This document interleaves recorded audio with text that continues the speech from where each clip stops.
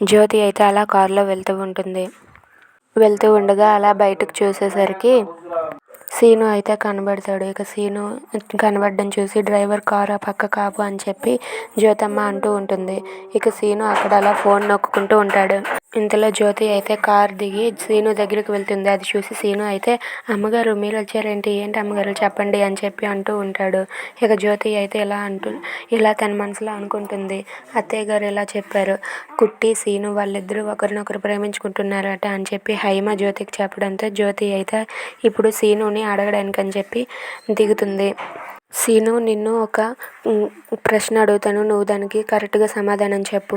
అప్పట్లో నువ్వు ఒక అమ్మాయిని ప్రేమించాను అన్నావు కదా, ఆ అమ్మాయికి నీ ప్రేమ విషయం చెప్పావా అని చెప్పి అడుగుతూ ఉంటుంది. దాంతో సీను అయితే లేదు అమ్మగారు అని చెప్పి అంటూ ఉంటాడు. ఇక జ్యోతి ఇలా అడుగుతుంది, అయితే నువ్వు ప్రేమించిన అమ్మాయి ఎవరు అని చెప్పి అంటే దాంతో సీను ఒక్కసారిగా షాక్ అయిపోతాడు.